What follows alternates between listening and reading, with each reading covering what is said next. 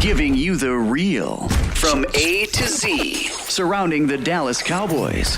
News, updates, rumors, transactions, takes, and more. So strap up, Cowboys Nation, and start your day off with A to Z Sports. Live with Will Steele. 3, 2, 1. Here we go.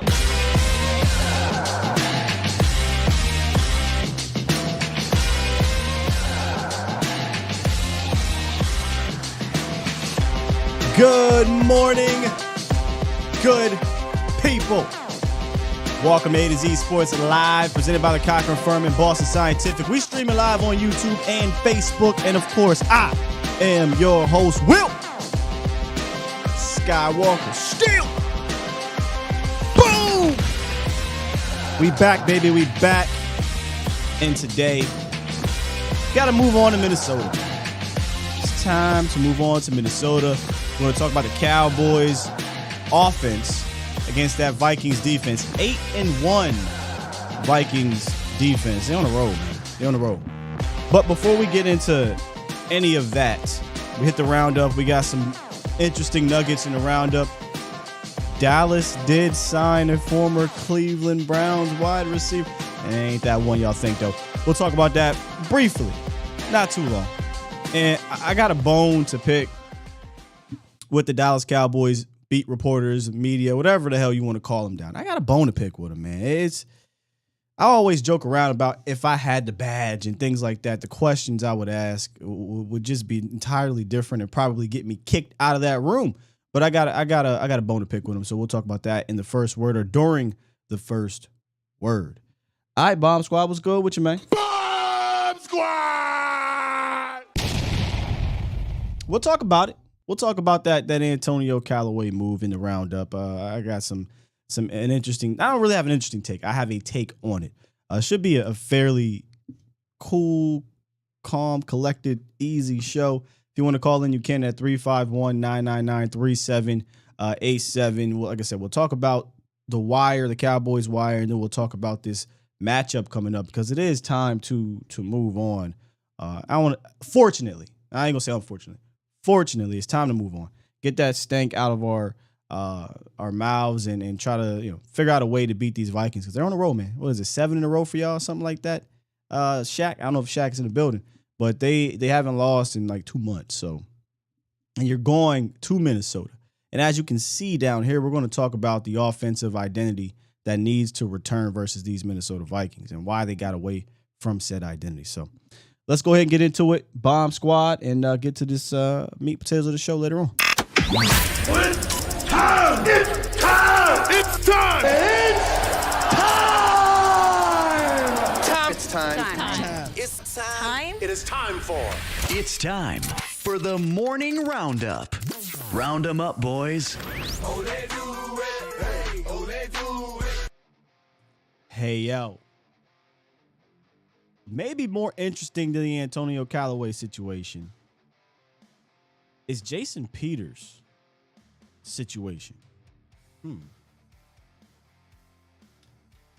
Mike McCarthy was asked, was it yesterday or 2 days ago, why didn't Jason Peters rotate at left guard the way, he's been rotating over the since he's been here, really, since he's been active. And McCarthy said, he didn't rotate at left guard because the team has begun focusing him at left tackle. He says, Peters has been tremendous here of late. I feel really good about where Jason is.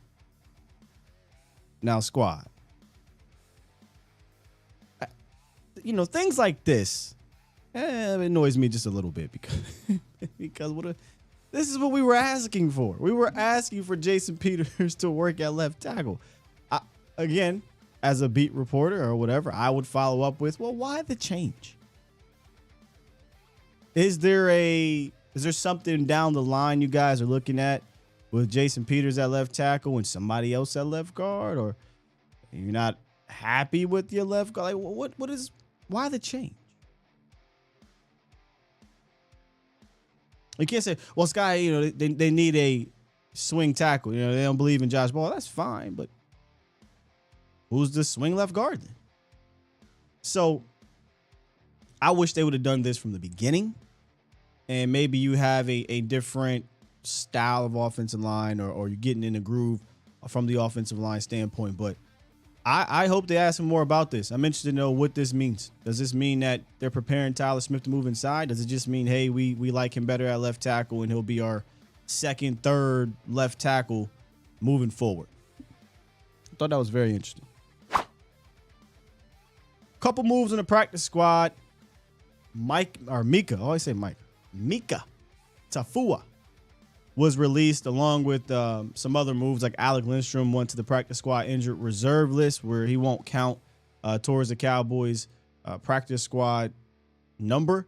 And they did try out a few other interior offensive linemen for that team. But the biggest takeaway from the practice squad signings was wide receiver Antonio Callaway has signed with the Cowboys. He worked out with Dallas about a week ago, or about 5 days ago, roughly. Former 4th round pick out of Florida, speedster, 4.4 guy. Started off hot in Cleveland his rookie year. He did pretty good. But he's also a hothead. He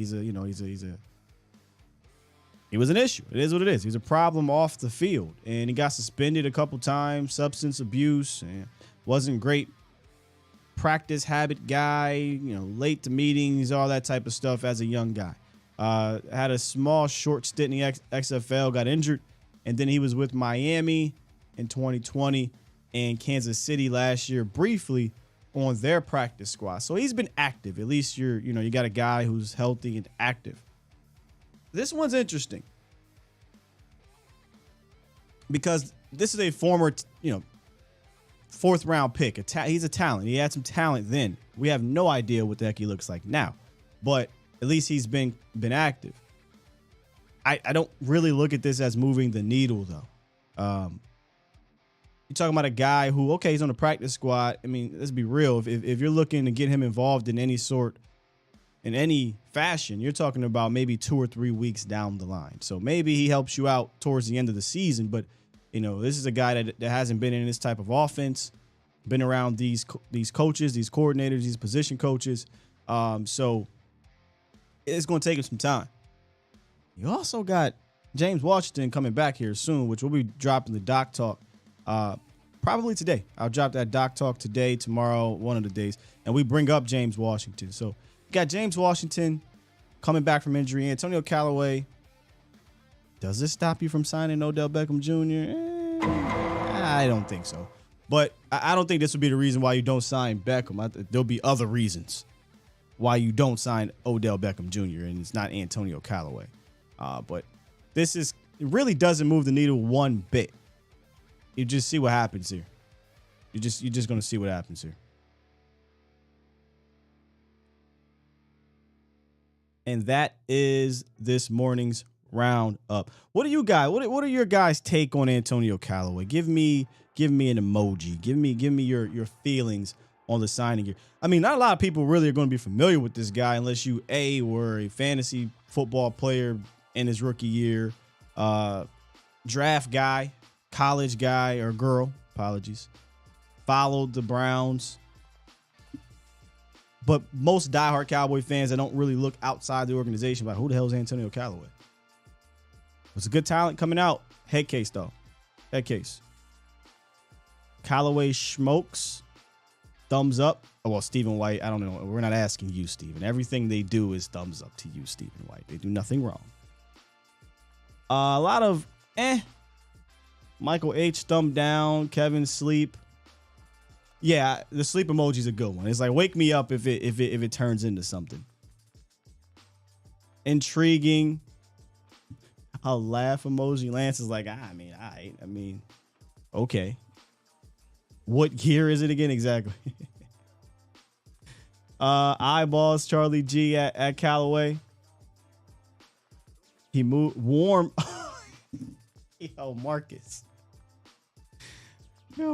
warm-ish.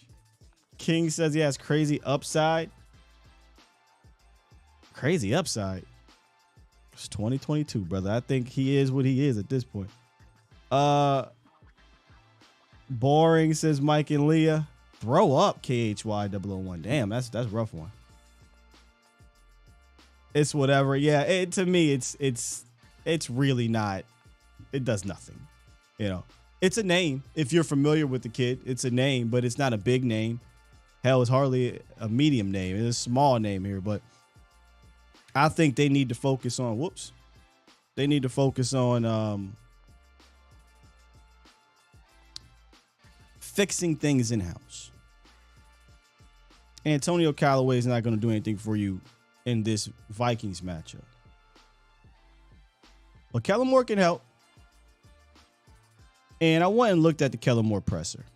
I don't like to go look at the Kellen Moore presser, but coming out of this game, I thought there were a lot of interesting questions you could have asked Kellen Moore. Disappointed. I was extremely disappointed. I'm no journalist. I'm just a fan, right? Who follows his team intently and talks about the team for a living. I had a pass one time. That's it. But I would love to get a pass after that game. And I'm going to play a quick clip from that presser that really ain't got much to do about nothing. They asked him about getting Ezekiel Elliott back and what that means for the room. Very short first word clip. But then we'll talk about what I would have done from that question. But here it is. Whenever Zeke comes back, or with what Tony's been able to do the last couple of weeks, are you allowed to do more with those guys individually and collectively now that you see more from Tony? I think the exact element of it. Individually, we feel great about both those guys. It'll be great. NFL seasons are long, and so when you have an opportunity to have both those guys a part of it, that's excellent for us. And then collectively, when we get those guys together, obviously we can do some good stuff with them. I wouldn't even, man. They don't press him enough to me, man. He's become so good at saying nothing. By the way, absolutely saying nothing. That was the last question of that very presser, very short presser. And within the press conference, they asked him some of the generic questions like they've asked all the other coaches. Hey, what about the miscommunication and this and this and that and that? They also asked him about, well, can you explain to us in detail the drive in overtime, third down, fourth down call? Then they moved on to something completely different. Why not follow up with, hey, Kellen, instead of breaking down the drive and the penalties and overcoming adversity in that drive, why not run the ball on 3rd and 3? Not a hard question to ask. Oh, why not run the ball on 3rd and 3 if you knew you were going for it on 4th? Because he brought that up in the interview too. Nobody asked him that question. Another good thing to follow up with on the Ezekiel Elliott, Tony Pollard thing, since it involves running game and rushing and whatnot. What was the thought process in the game plan leading up to this game that led to 46 pass attempts against one of the worst run defenses in the league?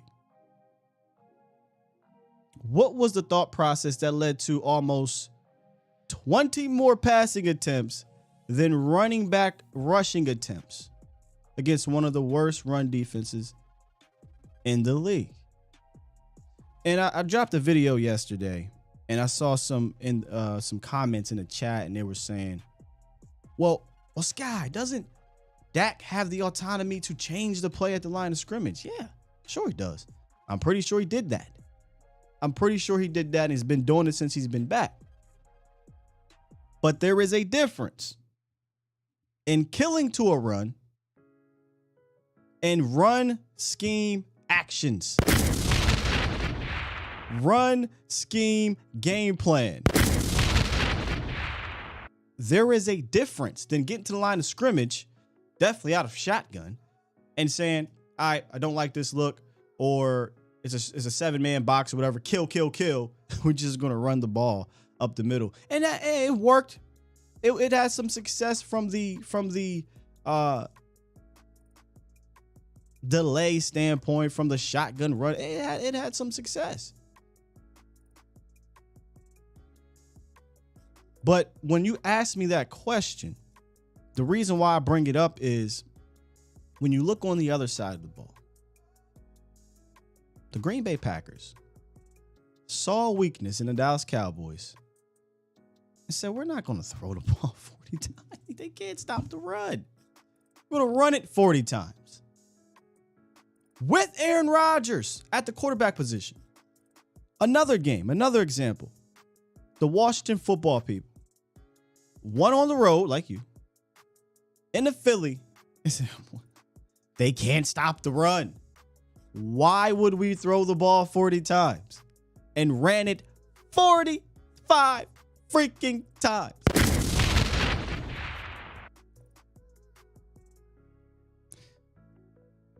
No one asked him these questions. Why the discrepancy that's so different from the previous two games at home? You would think going on the road against a bad run defense, against a pretty solid passing defense, by the way, you would stick to that. No one asked a question. McCarthy brought up, there's run pass options. Why do you need the options? This is the option. They can't stop the run. Let's run it down their throats. We get into overtime. 9-yard gain, 7-yard gain, 7-yard gain, 16-yard gain. 3rd and 3 pass. No one thought to ask him what's going on in that situation. I don't want to hear about your high-low stupid reads that wasn't working in that game. You were 1 for 3 or 4 during it with 2 interceptions. But yet on 4th down, you went back to a concept that clearly was struggling in that game. So disappointed in the beat reporters down there. Ask the hard questions so we can get a damn answer, a response or something, man. That's all. I didn't mean to get so fired up about it, but watching the tape and knowing you had a chance here, and we got on the defense on Monday. We did. So it's time for me to get on the O and finishing. You had a chance to finish. You also had a chance to kind of shorten that game. Hell, maybe if you run the ball in the red zone, maybe you score a touchdown instead of throwing an interception. I digress, man. I digress. It's just frustrating because the identity. You have the identity. You even know how to be successful within that identity, because we talked about this. We've broken this down before. It's one thing to know what you do well and what you have to do, right? What you do well. It's another thing to know how to maximize what you do well. Dallas has shown the ability to maximize that, but they won't consistently stick with that from game to game, or at least in these bigger games. And yes, this was a big game to me. The playoff game wasn't a game getting the playoffs, but this is a game that I think could help take that monkey off your back and catapult you to the second half of the season. Neither here nor there. I just don't understand. Go look at how Green Bay came out. Aaron Rodgers threw the ball 6 times in the first half, number one. So if you just want to do numbers, you can just look at the numbers, and really threw it like 4 times, because the other 2 were shovel passes pitches that they considered a pass. Go look at how they came out. Go look at the deliberateness to run, the run scheme action, and go look at how the Dallas Cowboys came out. Shotgun run, shotgun pass, shotgun pass, shotgun pass, play action, incomplete. You knew off the bat, right there, look right at Jesse and said, this is how we're going to run the ball today? And that's how they ran the ball. Shotgun. This is how we're going to do on offense? That's how they did on offense. Shotgun. Frustrating. 45 runs against Philly for Washington. 37 non-quarterback runs for the Packers against Dallas. Dallas can't stop the run. Philly can't stop the run. Packers can't stop the run. 27 rushes. 46 pass attempts. Can't have it. I digress, y'all. Let's hit the horn. Pulse of the Nation hotline presented by the Cochran Firm. Since 2005, Brian Pope and Larry Taylor handled the most challenging civil cases involving personal injury, wrongful death, fraud, truck, and automobile accidents. I can tell you right now, Larry and Brian, two good people that will fight and have been serving this DFW area community for a very long time. They handle all their civil cases on a contingent fee basis. If there is no financial recovery, that means they charge no fee. So hit them up at 1-800-THE-FIRM or schedule your free consultation today at CochranTexas.com.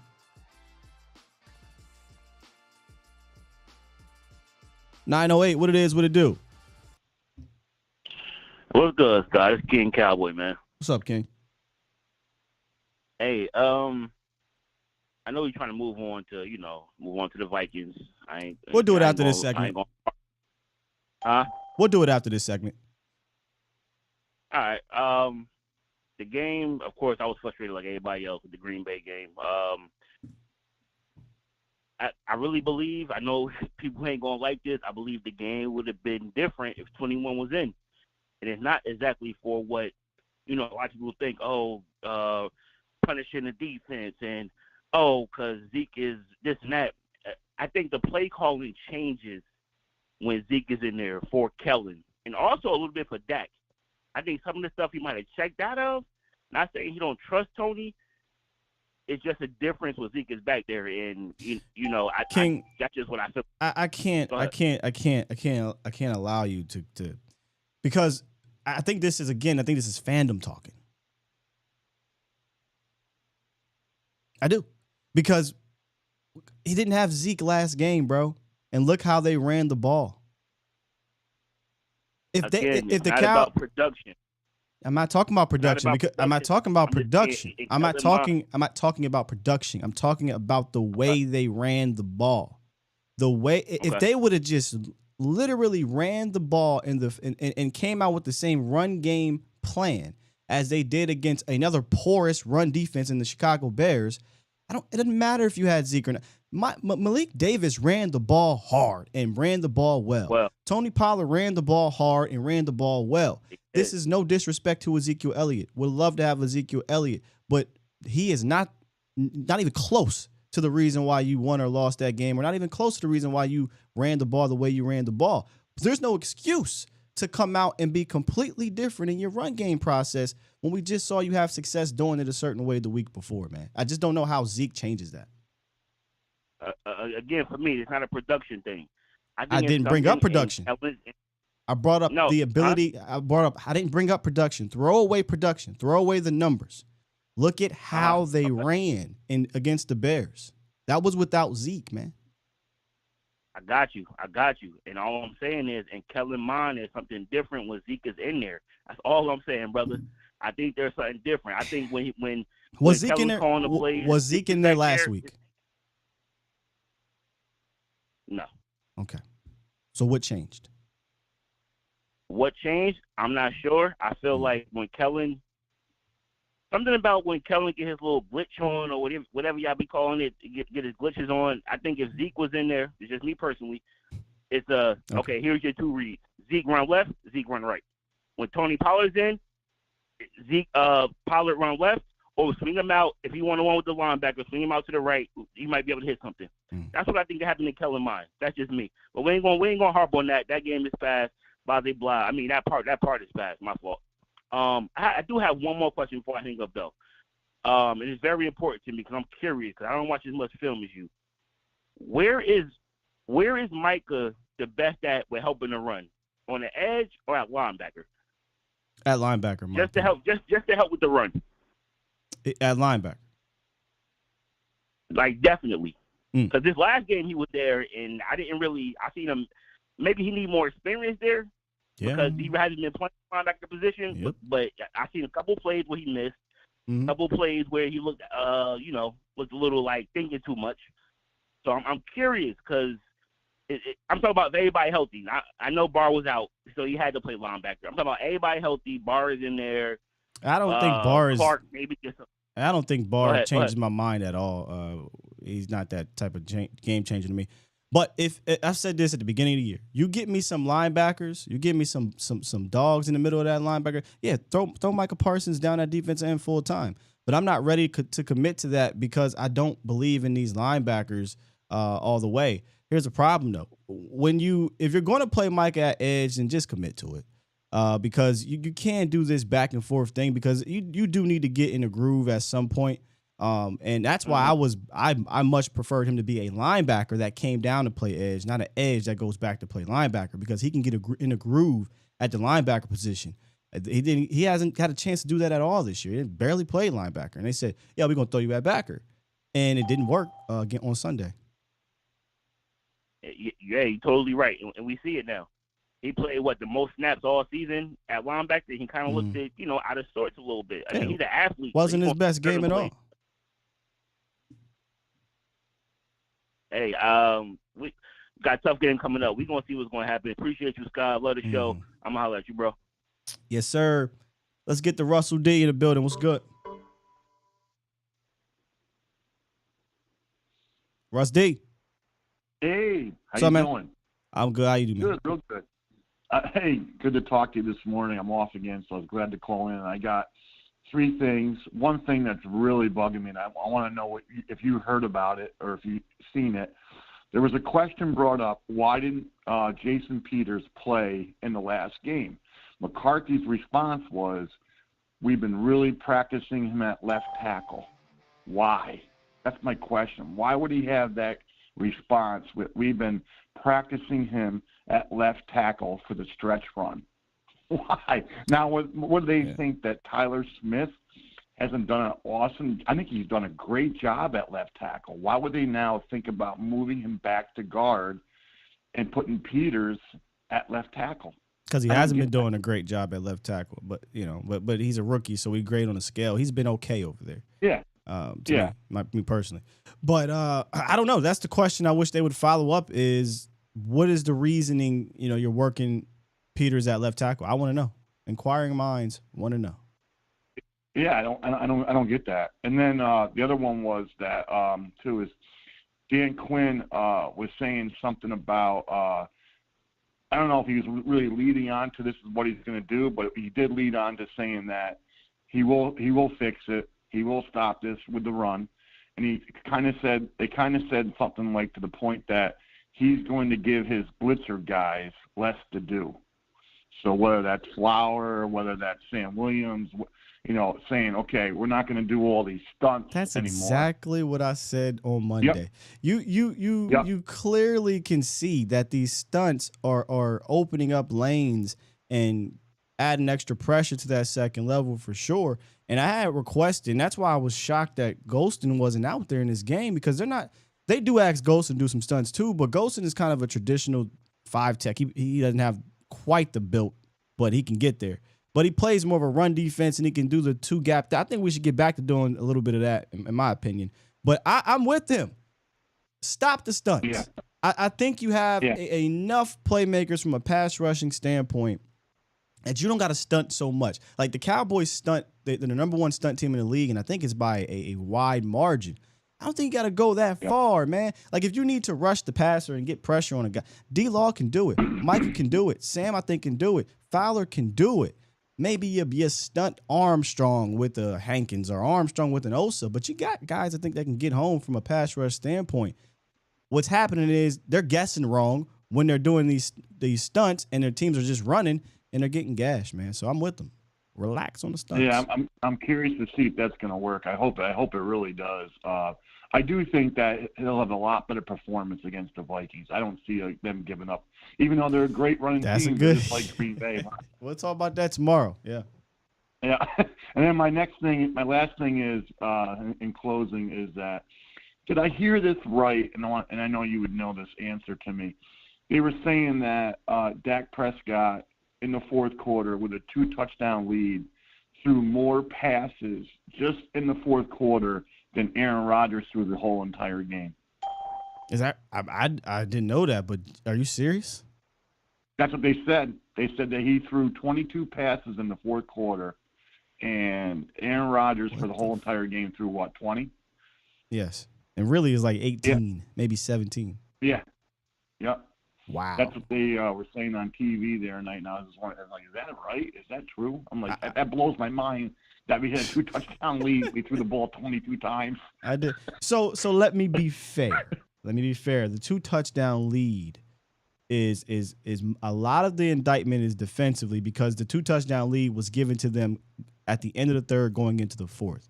It was a 1 touchdown lead when the Cowboys got the ball back, but you still didn't have to press, in my opinion. I felt like you can get your best long drive plays or whatever, running plays, play action plays, whatever plays out there and succeed.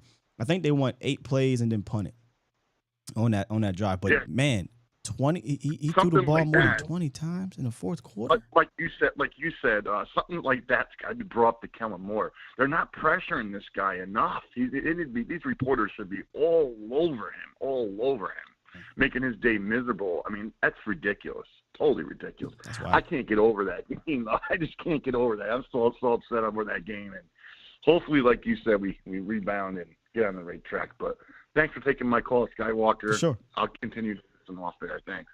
Yep. Did anybody verify that? Is that right? Because that's crazy. Now, no, that's crazy. No, that's just there wasn't a point in time in that fourth quarter. I thought that there was just immense pressure to have to throw the ball all over the field. 21-28, you're up. Even when they tied it 28-28, I think the Cowboys had like 3 minutes or some change, and there wasn't no need. And now you do got to throw it. You got to play your 4-minute offense, but did you? That's interesting. 20-something throws. That's crazy. Whew. Anyway, let's keep it moving, man. OGB Bird, what's up?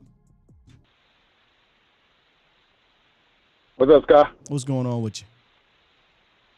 Can you hear me good, man? I'm in the car. Yeah, I got you. I can tell you in the car, but you're coming through fine.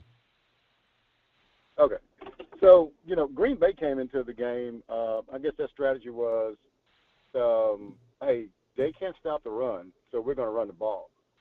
And they have a Hall of Fame first ballot quarterback who came off the field and cursed out his head coach for not running the ball. Yeah. So we went into the game going against the 5th-ranked pass defense, and their run defense was suspect, and we decided to throw the ball. And so that just shows that, it's a disconnect there in what we should be doing and what we're actually doing. And so I think what it is I think if you think about an offensive coordinator, and he loves that, not just him, but any offensive coordinator loves the label genius. You don't get genius labeled by running the ball. You get that by typically throwing the ball around, getting up these pinball type numbers. So the Chicago game is how Kellen don't mind winning the game 49-29. But that's not the way that we should be winning games. So he's going back to throwing the ball all over the place again. That's in his nature. He also is trying but in to Chicago, set himself up for. They only threw the ball 27 times. That's perfect. The 49 points came because your offense was ultra efficient. Then obviously your defense scored a touchdown. But when you throw it 27 times and you run it 29 times, that's exactly what you want. If you're going to score 6 offensive touchdowns, I don't think anybody's going to complain about. Yeah, I don't think they threw the ball a lot in Chicago. But I don't know why it changed. Why did the philosophy change over from the first 2 weeks with Dak back to going on the road, even in against the Lions? B-Bird, they threw it 25 times. So they were. Well, let me ask you a question. I don't understand. Go on. No, I just don't understand. Well, this is what I'm trying to get to. I don't know if Kellen is not trying to audition for a head coaching job. That's what I'm trying to say. While he's been an offense coordinator. Sure. So I don't know if that's what he's trying to do, trying to showcase, his skills as far as calling offensive, setting up plays, passing plays and this, that, and the other. No, he obviously is, right? And I have to laugh at, if he's trying to, show teams that he's a genius via the pass. Well, brother, his concepts are garbage. Number one, I just don't. I don't agree with the pass game concepts. I think they're just not that great. But you can. Why not? Why can't you be Kyle Shanahan, Mike McDaniels? These guys are labeled geniuses not because of they're throwing the ball over the yard. Although they can do that, they have Tua can do that because he got weapons to do that. But because their scheme is so creative and genius, and their run scheme is creative and genius, and they build off of that, right? So you don't got to throw the ball all over the yard to be considered a genius. So if he's thinking of it that way, in my opinion, that's flawed. But he's a quarterback. He comes from a pass happy, background in regards to college. He literally told us it took everything in my being to not want to throw the ball all day. So he admitted to you, I don't want to run the. Yeah, it's in my nature. Yeah. That's his nature. Yeah. Hey, so Scott, I don't know if you've seen this stat. And it's not a stat, but it's just I can't remember actual numbers, but it said that teams are attempting more runs and being more successful with runs league wide this year. Yep. And so it's actually a trend. Did you see that too? Yes, sir. It's something I noticed weeks ago that I was waiting for more data to come through, but it is here now. We're in week 11. This is the lowest yards per pass attempt since 1933. And this is the highest yards per carry attempt, I want to say, ever in the NFL. So it's clear what's working in this game, 2022. It's clear what's working. And I think you're equipped to follow that trend and have success. You have to stay disciplined. Yeah. And one of the things that they said the reason why was because defenses have set up for years to defend the pass with lighter players. Yep. And so now, and it's interesting how that goes because it is cyclical, right? It'll come back around. Everybody start adjusting to run defenses. Yeah, come back around again. And is it incumbent upon you to be on the good side of that curve? Don't be on the back side of it. And like you said, we're all set up for that. But I do have one question on defense for you. Sure. And if you can help me with, because I watched Bosh's show yesterday. I just watched it not too long ago. I didn't watch it live.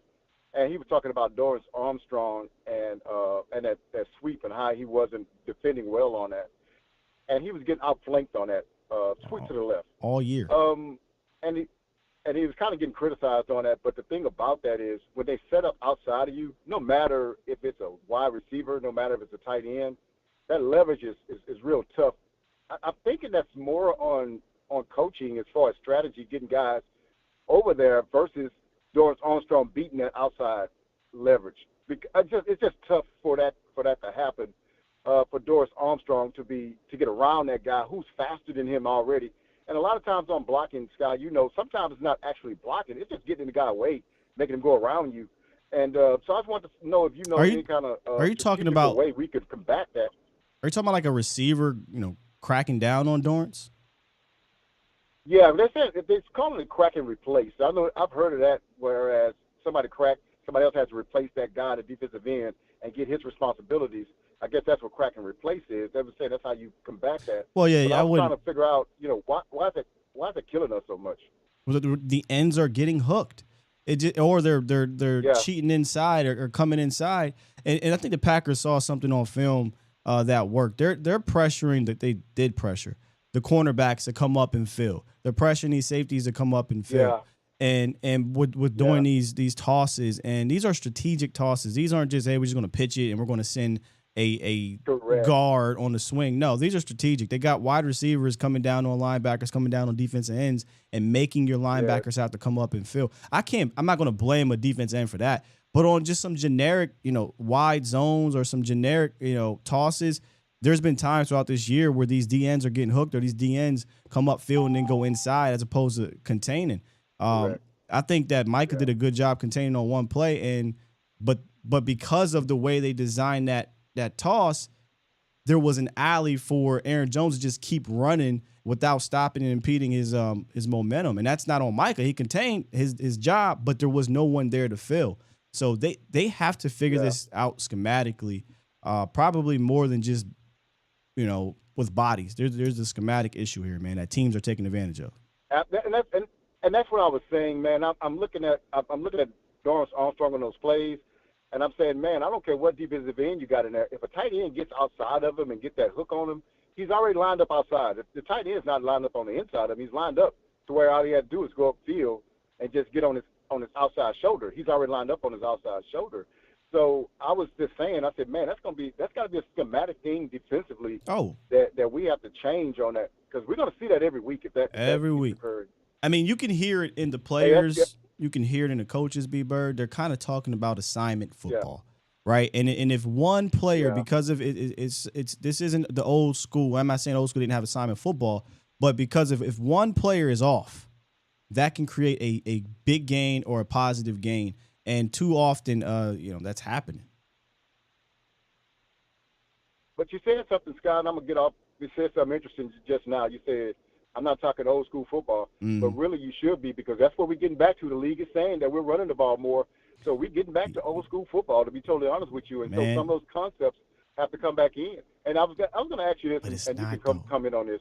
I am a big Diggs fan, but they're running his way. And I'm going to tell you, they're asking him, you're going to have to show us that you can come up and make a tackle. 100%. And so you could expound on that a little bit if you want. I'm going to get off the phone, brother. I appreciate you. Ain't nothing to expand on. Appreciate you, Bert. That's not Diggs is not a come up and fill cornerback. But the reason why I don't think it's cut and dry as its old school principles, because teams aren't running like old school. Don't get twisted. They're running. They're not running like 1992.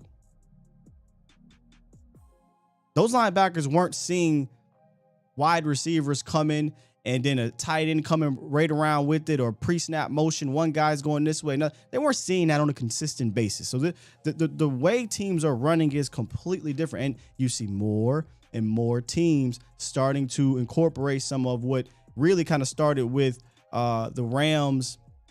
I think they took it to a hyper level, but Shanahan was doing it in Atlanta.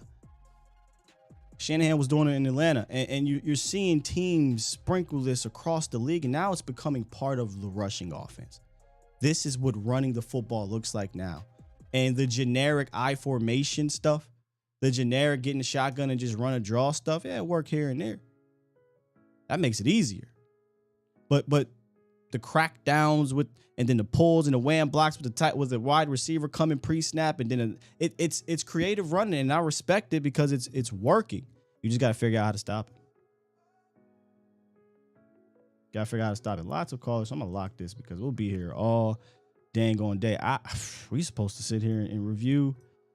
We supposed to be reviewing this Vikings game. Here's what I'm gonna do. Real quick, take a quick break. Get into this Vikings matchup, and then we'll try to get through these calls here because there are a lot of callers. All right, so before we do that, it's a sad day, man. We're not undefeated anymore, but Fan Focus on Your Health is presented by Boston Scientific. In the U.S., more than 39 million men suffer from ED. Boston Scientific created edcure.org to help you find your best cure. To get started, go to edcure.org, take a quiz, and learn your severity or risk of ED. If you have a condition that puts you at high risk, you'll find customized content. The fastest way to find your best cure is to contact an ED specialist by browsing a list of experienced physicians in your area. So visit edcure.org, brought to you by Boston Scientific. Let's get right into this thing, man. And I might be asking you some questions, Shaq, because this is just my observations, but you watch them more intently than I do. Let's get into this Vikings defense. This Ed Donatel defense. That's a defensive coordinator, old guy. Comes over from Denver, been around the league for a long time. And, in Denver, they use that 3-4 scheme. But he's been he's coached multiple different schemes in his time. And I know you're here in Denver and you're thinking, oh, no. No. Vic Fangio, oh. Blueprint, oh. It's not quite the same. Different personnel, still good players over here. And you look at them right here. Harrison Smith, Patrick Peterson, Daniel Hunter, and Zadarius Smith. Good players, but not the same defense, not the same production. They're 29th in yards allowed per game, 29th in pass yards per game, but y'all know me. Yards can be skewed, 8-1, so clearly it ain't killing them. 16th in rush yards per game, 15th in rush yards per carry, 15th in points per game. So a very middling defense, but a middling opportunistic defense because they're second in the NFL in turnovers and fifth in interceptions. And when you put it all together, They're 19th in total defense DVOA. 19th. So it's a defense that you can obviously move the ball on. And when you get into the red zone, they've been kind of struggling down there. Now, they had two massive red zone stops against the Bills last week. 2 interceptions, but they had 2 massive stops. But I think their defense starts with Harrison Smith. I say start because he's been a long tenure guy there. I'm a big Harrison Smith fan. He's the leader of that team, and he's on his way to probably another Pro Bowl. Already has 4 interceptions, man. Already. So if you're going to attack that middle of the field, Kellen Moore, Dak Prescott, and CD freaking Lamb, just know if you F around, you'll find out. Harrison Smith is one of the best guys patrolling the middle of the field during his tenure in the NFL. Once again, 3 weeks in a row, I'm asking you to get on the same page. Listen, it happened against Detroit. It happened against the Bears. It happened against the Packers. And the last 2 are pretty damn good secondaries, and you got bit. Don't F around and find out here. Please get on the same page or get rid of that damn play or send another receiver to do that specific play. Fool me once, shame on you. Fool me twice, shame on me. Can't get fooled again. I digress. This is frustrating. Harrison Smith will make you pay. Patrick Peterson is also coming around in Minnesota. You know, he leads the team in pass breakups. He had 2 interceptions last week, 2 massive interceptions, huge interceptions. You know, people, listen, I ain't going to turn this into a Dak Prescott, Josh Allen thing, but Josh Allen is so reckless. We get at Dak. We get on Dak for missing throws because it's our team. Bro, Josh Allen is reckless.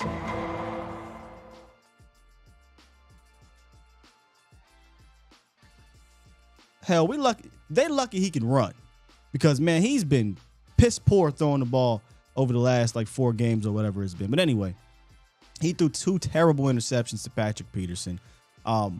Peterson's been good over there. If it was me, I'd pick on the opposite guy from Peterson. You know, that's just me. Yeah, that's not who we want, man. We don't want these guys. We want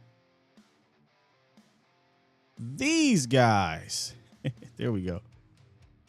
But I'd pick on whoever is opposite of Peterson. And they got a cat over there. What is it? Evans. I don't know if he's going to play. He had a concussion. Maybe Shaq will let me know. He had a concussion. And then they brought in Andrew Booth Jr. If you are a draft guy, that name would sound familiar. He came and got his first action. So find a mouse in the house and pick on him. Again, a copycat league. I mean, this is obvious stuff to me, but Aaron Rodgers didn't say we're going to attack Trayvon Diggs. No. He won that AB, Kelvin Joseph, Deron Bland. And that give you an advantage. Peterson didn't travel much at all in that game, so he's going to stay on the defense's left side, quarterback's right. We'll send CeeDee Lamb to the other side. And let CeeDee Lamb go to work over there, away from the deep middle of the field. So find that mouse in the house and work on it. But their defense in general starts with that man right there. Well, those 2 men, I should say.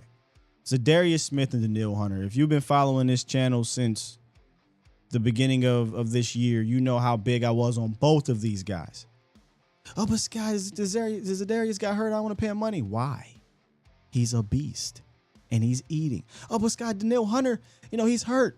Yeah, he's hurt, but when he gets healthy, when he plays, he's a beast. And they're beasting.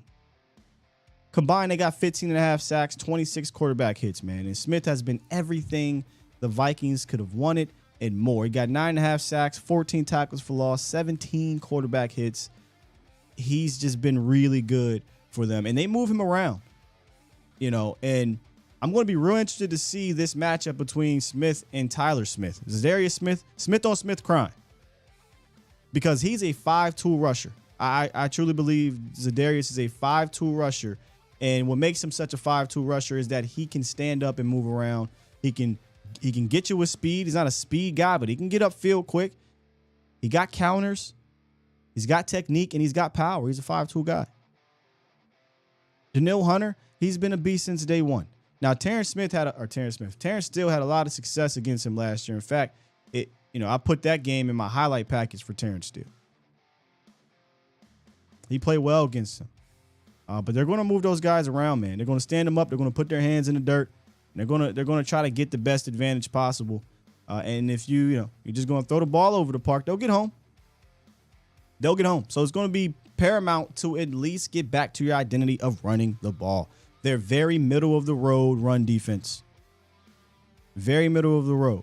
I don't know if Dalvin Tomlinson's going to play. He's been out the last few weeks with a calf injury. If he plays, that makes it a bit tougher. But if not, then you have an advantage on the interior, in my opinion. Now, they got off to a rough start against that Bills offense from a running standpoint, but then they tightened up later on in that game. I just didn't like how the Bills ran against them. A whole lot of shotgun run. I mean, it felt like that entire game was out of shotgun for the Bills. And Josh Allen did the most damage on the ground against them last week. But on that second level, I don't have these guys up here, but damn it, they're very important to this defense, and they're pretty good. Kendricks and Hicks, and we are familiar with both of those guys.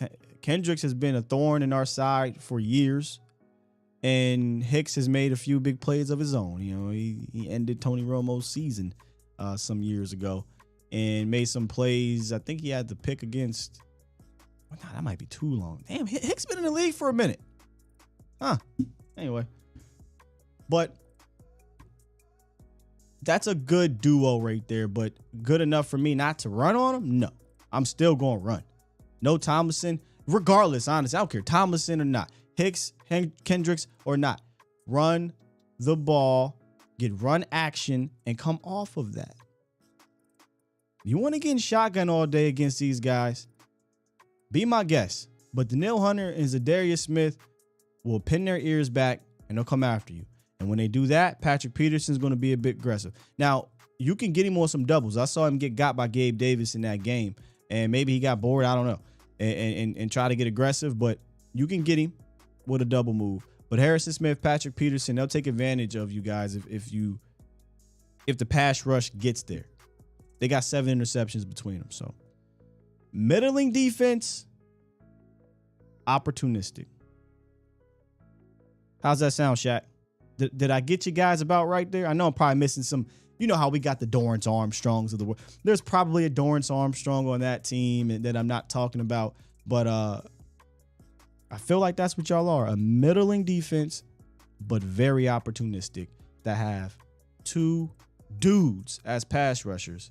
And if they are causing havoc, you got 2 dudes that can get the ball via interception. Tell you what, Flo said Tyler better be locked in this week. I'm curious if this is one of those weeks where if Tyler struggles, do they look? Nah, maybe I'm getting for. I know nothing about if this is happening, but just the fact that they moved Peters back to left tackle is interesting. And Tyler's been okay over there. A lot of penalties. He's had about 10 or 11 penalties called on him. 8 have been accepted. It's a lot. You're on track for about 15. 4 sacks. We talk about the sacks. It's been a couple games since he's given up one, and he's given up multiple pressures a game, and coming at weird times too. The pressure that he gave up at the end of the game is what didn't allow Dak to kind of step up and run. But the same thing with Connor McGovern. I don't know what Connor McGovern and Tyler Biadasz were doing. I just don't get it. Let's win this for Anthony Barr. I think Barr probably gonna come back. Yeah, Russ, we will get to their offense tomorrow, but their defense is you can move the rock on this defense. And then when you get into the red zone, they're one of the worst red zone teams in the league. Teams are scoring on 72% of their red zone ops. But last week, again, that's why it's week to week league. Last week, we suck in the red zone, right? 2 biggest red zone drives They got interceptions, so week-to-week league.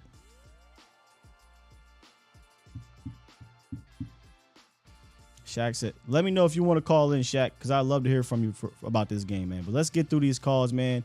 Y'all know me. I will engage with you, and we'll have conversations, but let's try to not have a lot of points here. Let's have a point or two, and then let's talk about that and keep it moving because there are a lot of calls.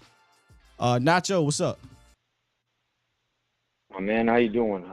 Hey, listen, I was deep into my Johnny Blue and Henny with that loss. That was a heartbreaker, and it was unfortunate. You know, and it was one of those where we've talked about how I was always concerned about Kellen Moore, especially when Dad came back, in terms of going back to that pass happy. You know, especially when we're up by 14 and going into the fourth quarter. You know, and we were running the football fairly well, but yeah, we got away from it. I heard something I think, was it yesterday? I was in an interview. I think it was Diggs. I don't know if you've heard. I think he was with RJ Ochoa. He said something that really it's moving to me. He said that loss to the Packers for us. Huh? Diggs said that loss to the Packers happened to us, but it happened for us. Meaning, like, I don't know if it's him thinking that, the team as a whole, that loss to the Packers. Trayvon Diggs was expressing that loss to the Packers happened for us.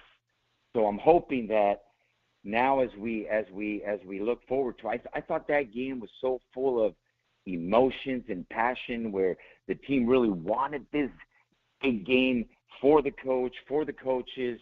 I had heard about McCarthy waking up at 4 a.m, the morning of, going to Starbucks 2 or 3 times. The team is out. We had Aaron Rodgers on a 5-game. You knew he was going to play his best. And I hope now we can play some football. Let's get that emotional big. I don't know. I just felt like that. I was more scared of playing Green Bay at Lambeau Field than I am playing the Minnesota Vikings this Sunday. What do you think? I don't like to use the word scared, and you know I live week to week, so I've actually was talking more about this Vikings game. When I say more about, I shouldn't say more about, but I mean this team is 8-1. I don't. The Packers were ripe for the picking. You were up by 14 on the Packers, man. I felt good about that game because they lacked what you did well, and you were up 14. You know, this Vikings team has been a resilient bunch all year. So you get into a battle with them, they know how to come out of it. They got a ton of talent. So I mean, you can say you're not worried about them as much as the other team, but you better be worried about them because they're the opponent this week. They're 8-1. They got a ton of talent on that team. So, you know, it's the next big game, you know, and they are a better team than the Packers. So, yeah, that's just my thought. But appreciate you calling in, Nacho. Got to keep it moving. All right, my man. All right, you have a good day. You as well. CG, what's up, man? What's going on, boss man? How you doing? I'm good, bro. How are you? I'm all right. I can't call it. So, look, real quick, I feel like we have to play complementary football all the way around, right? We have to figure out this run game that's on the coaches. Like Michael was saying, it's assignment football. I think there's one player that's constantly late to the assignment on defense, though, and that's causing the play to go the extra 3 to 4 yards, and that's LVE. He's always late. I'm going to say that every time I call in. He's always late to all the plays. And then there was a couple of plays, if you watch the film, right? We've been watching a couple of film breakdowns. And before the play, he's moving people or trying to move them into position. And he's literally moving them out of the position. Literally. I don't get it. He did that a couple of times to Damone Clark. And he did that a couple of times to Michael Parsons. And personally, if we move LVE to the sideline, and let Michael Parsons and let Damone Clark and you can either put Cox back there or bring down another safety. I think that would solve the run issue because you have more athletes to actually run to the ball and actually fit into their zones. That's just me.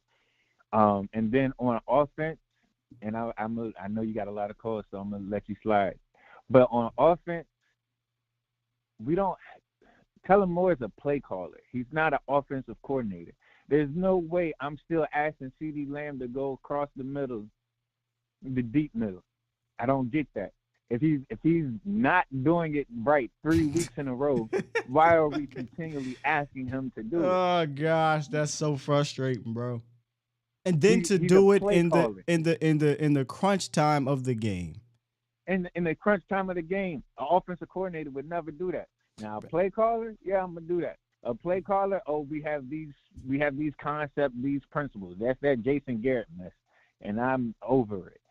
Get the playmakers the ball with doing the best things they do, and we're good. Now, I give them credit, though. That first touchdown, that whole drive, that was the best play calling I have ever seen from Kellen Moore. That first drive, it was like 16 plays, 17 plays, 80-something yards. We had them all off balance. That wasn't the best. I think his best game was in that Giants game, but also the Bears was great too. But anyway. I'm not saying overall game. I'm saying that drive in itself. I've seen better drives. Is what I'm saying.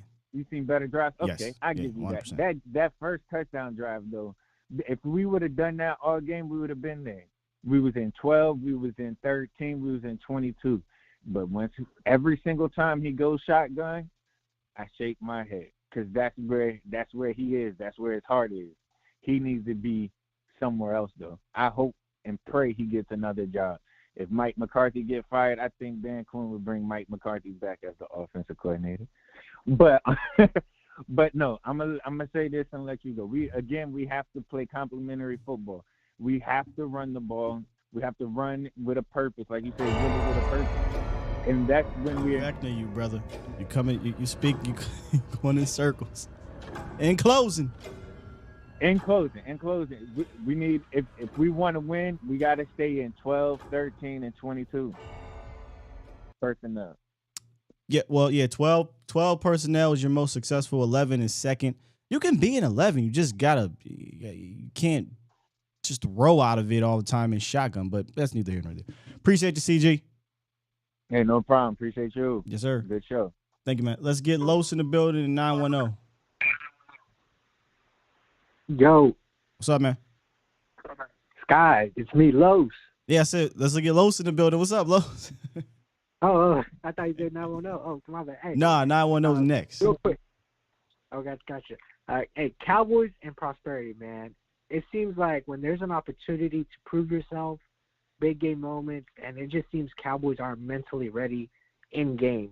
And there's a lot of highs and lows to this game from the Green Bay, but the lows cost you majorly from the route concept, CD, Schultz running by each other, a Kellen Moore specialty, because he has shown since last year putting wide receivers right by each other.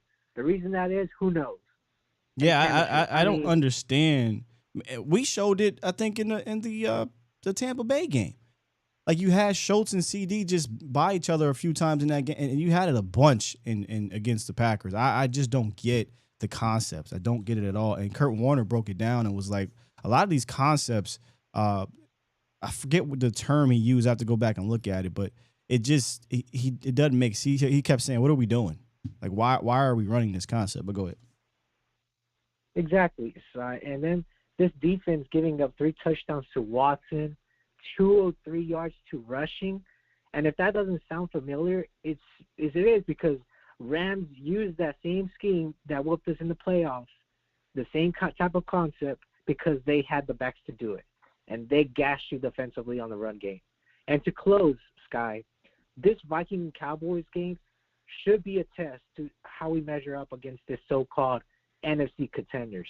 However, I believe I will not be surprised if we make Kirk look like Kirk and we click on all phases of the game. Because, it's an on and off thing for Cowboys. I know, and I'm not. I haven't clicked on all phases all year, so I hope you're right. And I know I'm looking ahead, Sky. But these next few weeks, all the teams we're facing have an identity. and that's with the Vikings this week, and that's running the ball. So it's going to be a huge step up for Kellen to be disciplined in the run scheme. If we fall behind in the score, which he has shown the ability to call good run schemes at times, but where does that go? Who knows, right? And the Cowboys defense, stop the run. We'll see. Starting with Cook this week, I won't be surprised if they attack us in play action. Because man, won't be surprised. That is their. We'll talk about it tomorrow. That is definitely their identity. They will 100% play action and boot you to death.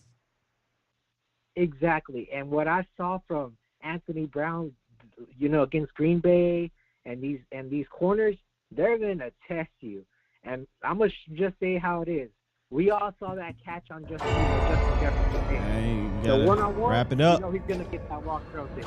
So that's all I gotta say, Skyler. All right, man. All right, brother. Appreciate you. 910, what it is, what it do? What's up, Sky? Oh, Miss Queen, what's goody? Nothing and everything. Damn it.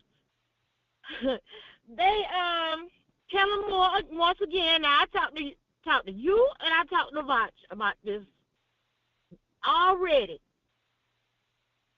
Kellen Moore in these types of games with Hall of Fame quarterbacks like Tom Brady and Aaron Rodgers, they need to give him some saltpeter. Because he gets a hard on. Oh, Lord. And he wants to bust the nut.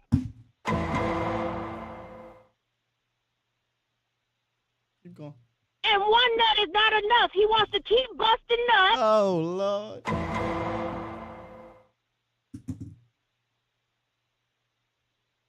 That's what the pass is to him.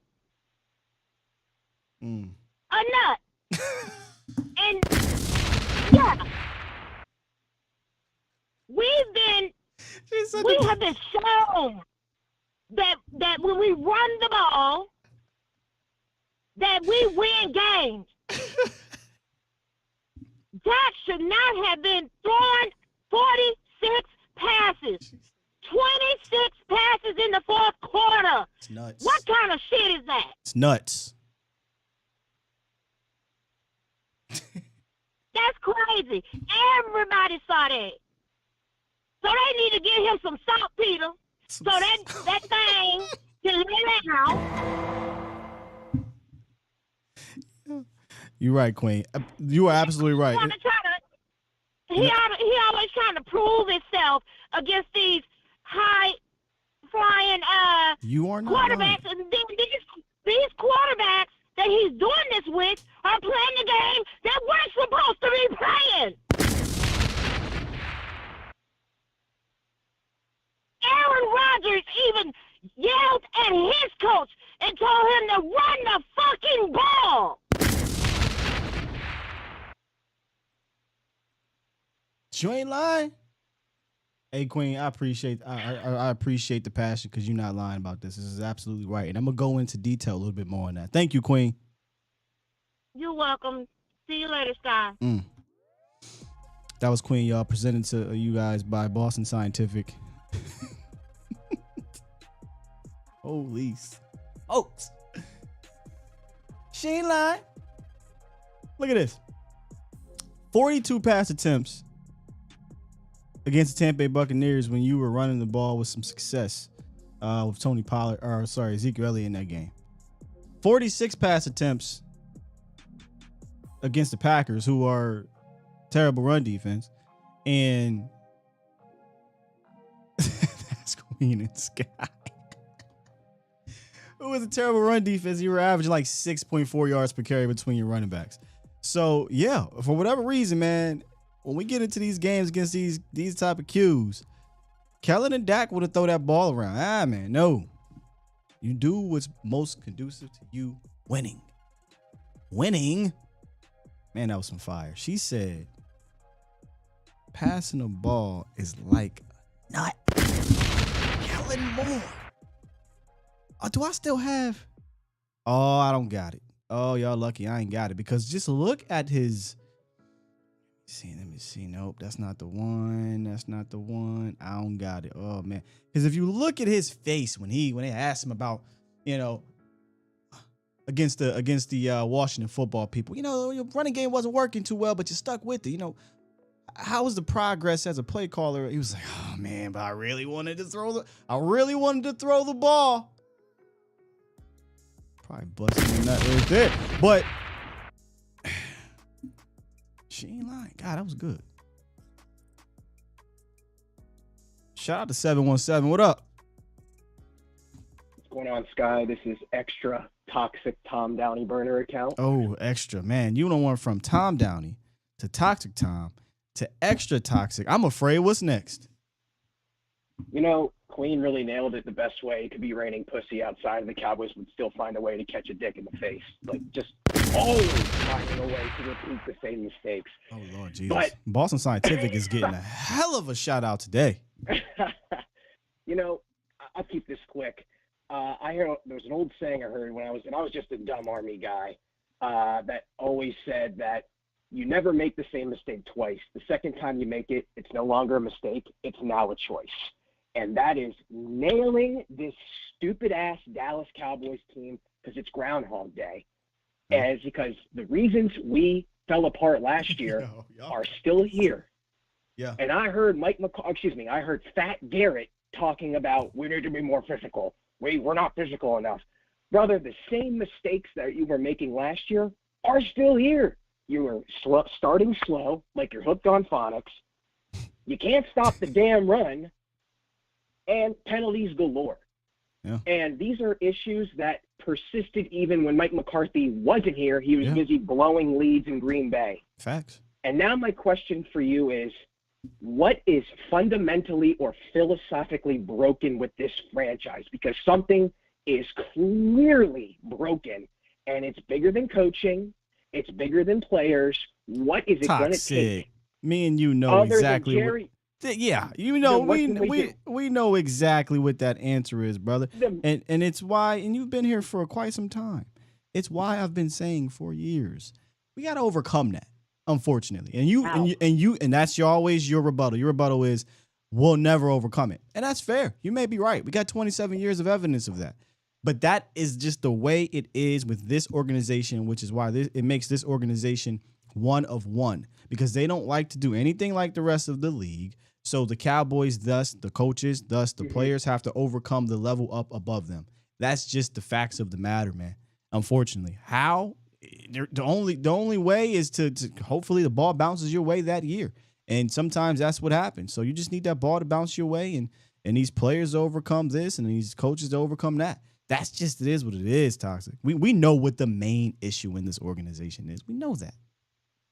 So is there any way we could have Dan Snyder then actually speak his dirt, or can we start writing other billionaires to start buying this team? Can we hire private investigators to dig up dirt on Jerry Jones?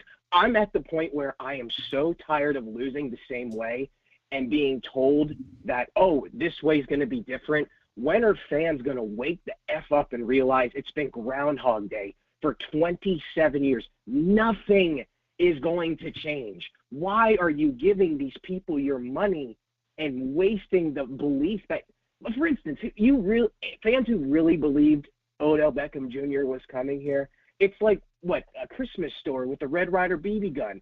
He eventually gets it, but at the same time, he keeps asking, and people keep looking at him sideways. Like, it's not going to change. We're the Knicks, man. I got a new name for you. You're right. Hostile, toxic Tom Downey burner. I've been watching too much Succession. Listen, too much Succession. What you're saying about the money and all that stuff listen, that's probably never going to change. But I often wonder what's worse, giving the team your money or giving them your emotions?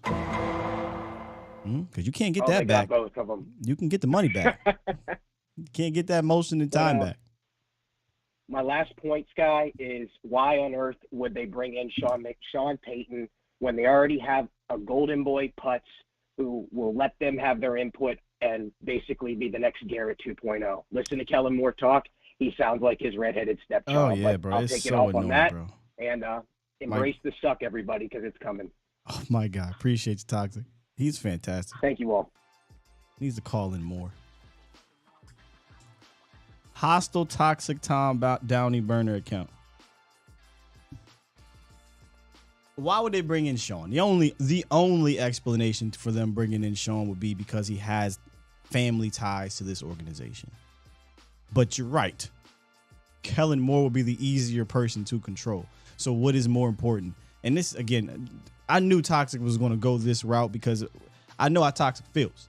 And this is a conversation that we will probably have in the offseason if things continue to just be what they've been for 27 years. But I'll entertain it right now. The only reason why they wouldn't entertain Sean is because they can control Kellen. That's it. But boy, I swear. I think I told y'all before. I really don't know how I don't know how I would react.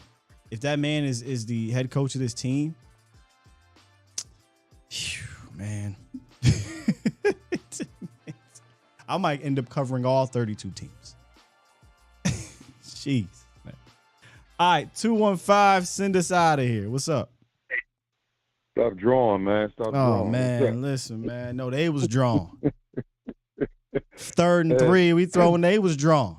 But go ahead. What's good, bro?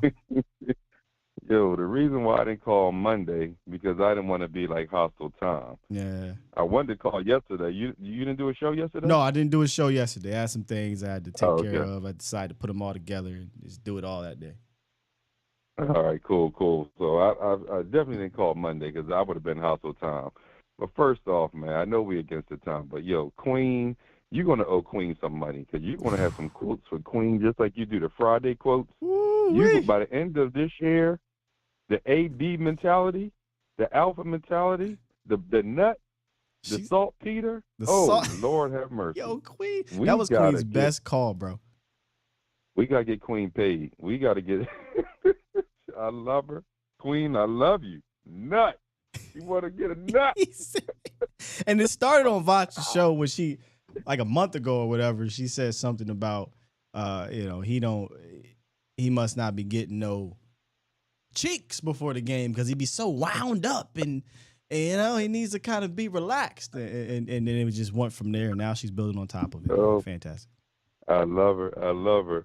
Hey, real quick, first of all, the 195 games never lost up 14 is because we always, in the fourth quarter, we always had the blueprint.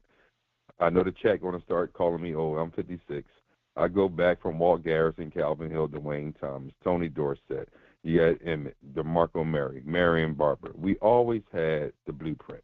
We always had backs.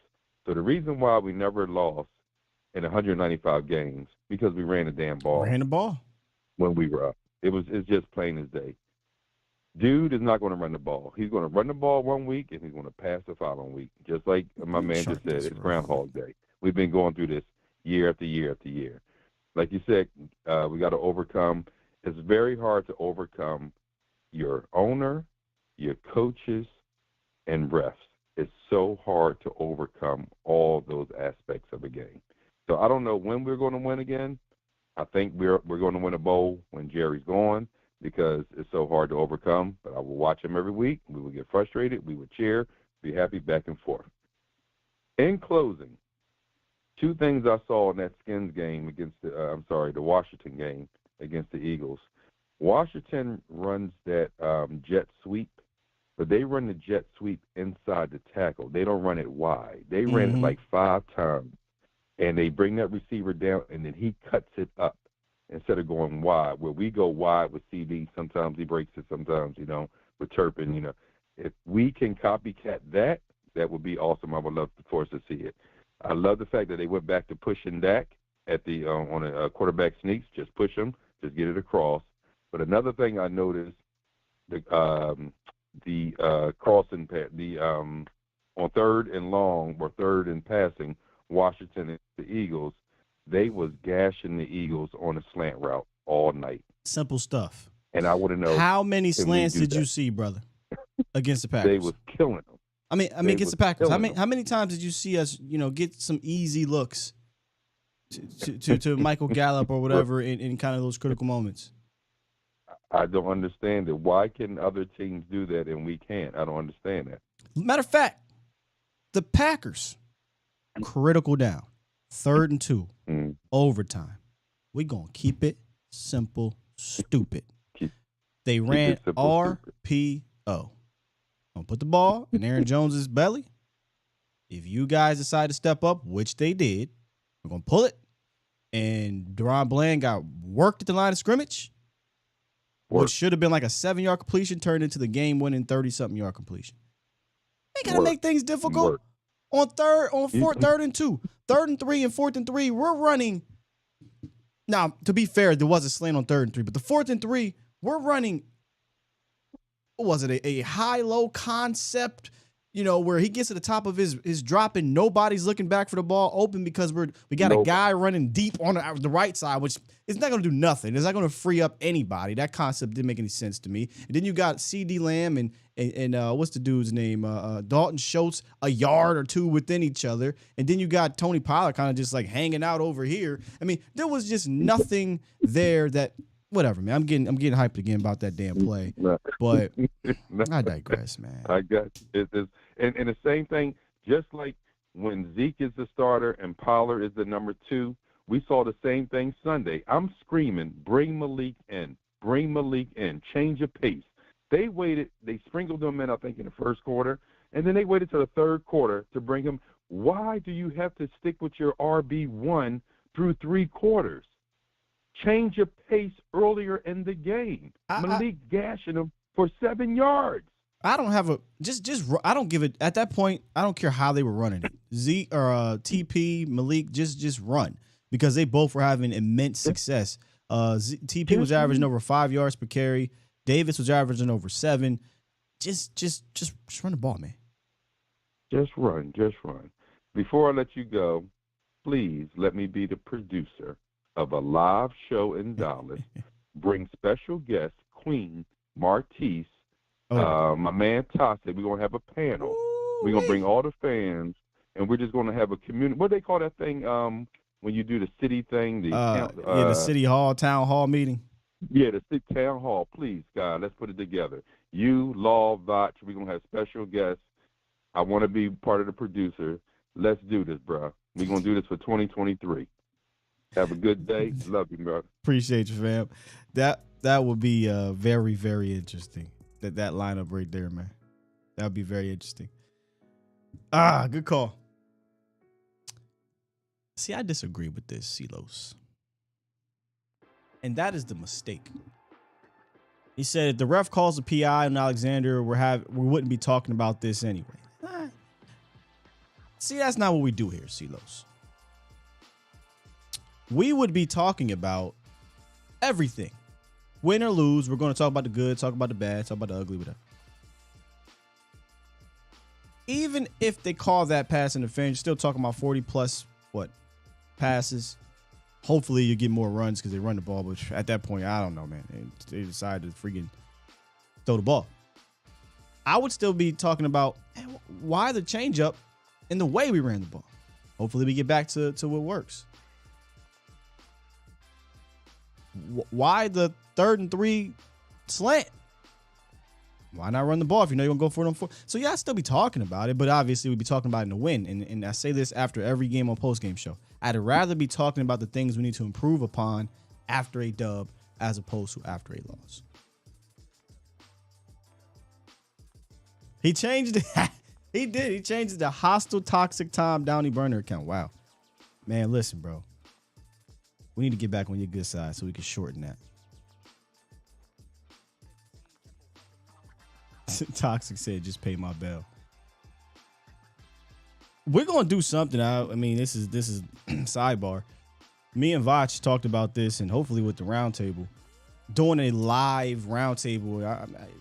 You ever watch Joe Budden podcast? All these other podcasts, they do live. Even we do live game day, but I'm talking about something like my man from Philly said, like where it's more interactive with the fans and it's not like recorded podcast or a show. We just kicking it and we talking to y'all, also talking amongst each other.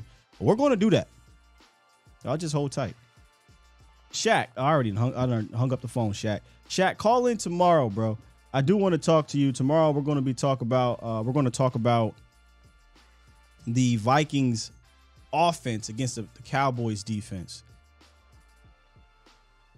that's the heavyweight fight right there. But so call in tomorrow. I would love to talk to you about your team, man. Where do we have an advantage? Where do you think, how do the Cowboys win this game? How do the Vikings win this game? Things like that. So please do me a favor and call in. For the rest of y'all, do me a favor. Hit that like button if you enjoy the show. We back, man. Be back on later. The Vox Lombardi live show. But make sure y'all tune in tonight. Mauricio Rodriguez will be back, A to Z Sports Prime Time. You can follow me on Twitter, scrolling right down there somewhere, on the DFW Turf Ticker. Ask Skywalker Steel. A to Z Sports Dallas.com for all your Cowboy stuff. Do me a oh snap! I forgot the super chats. You're right, super chats. Hold up, my bad. Y'all confuse me with these new names. Oozing Toxicity as Marcus Hardest. All right, man. Probably missed all the damn super chats. Where are we at? Today is the 16th. Sheesh, my goodness. All right, we're gonna run through them. My bad.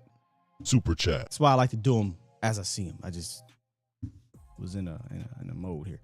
$2 from Hostile Toxic Tom Downey burner account. Death taxes in the front office letting this team down. We got time. Super chat. Shout out to Oozing Toxicity as Marcus Hardison. Says Kellen Moore is our Joe Biden. Oh Lord. Completely coddled by the mainstream media. Nothing but softball questions. He's never pressed on his ineptitude.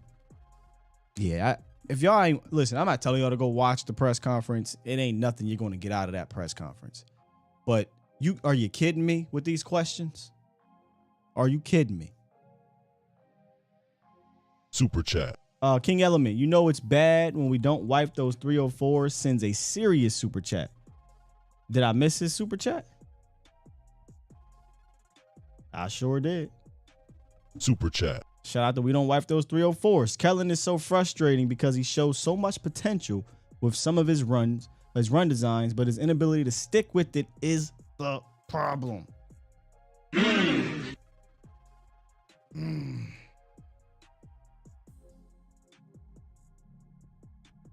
If you watch this show, you know I've been saying this all year. You have the bag. You've shown us. Allow that to be what you are.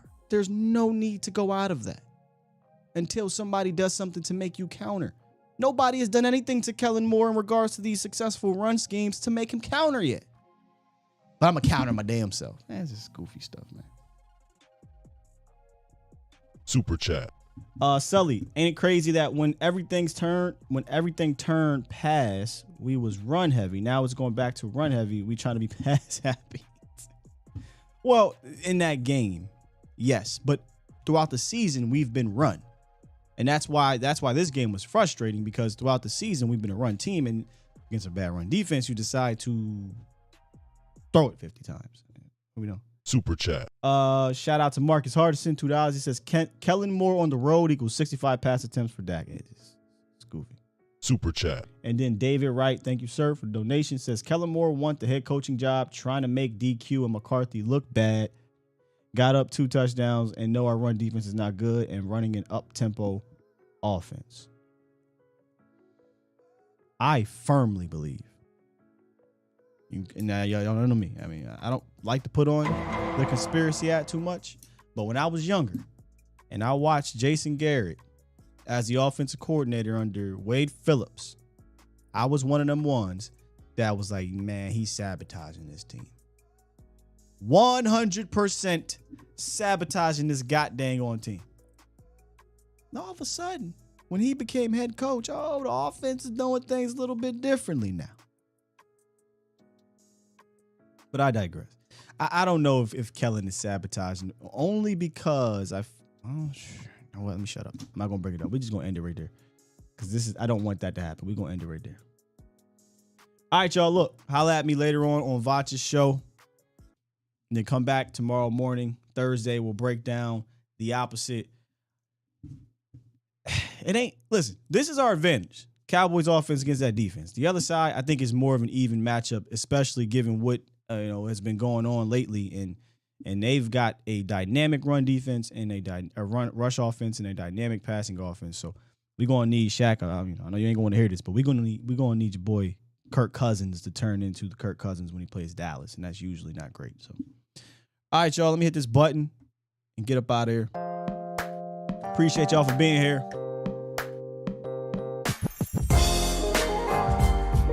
If Kellen becomes head coach, I'm campaigning for this show to cover all 32 teams. Thank you, Ellen. If Kellen becomes head coach, this ain't going to be A to Z Sports Dallas.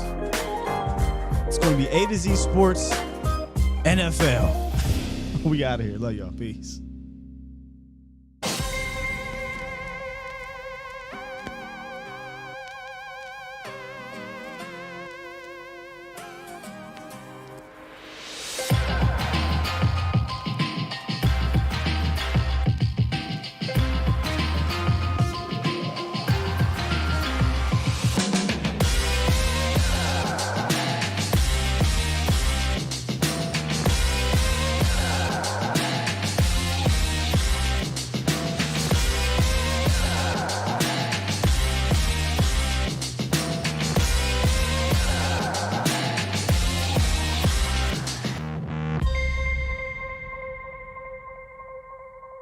Bomb Squad!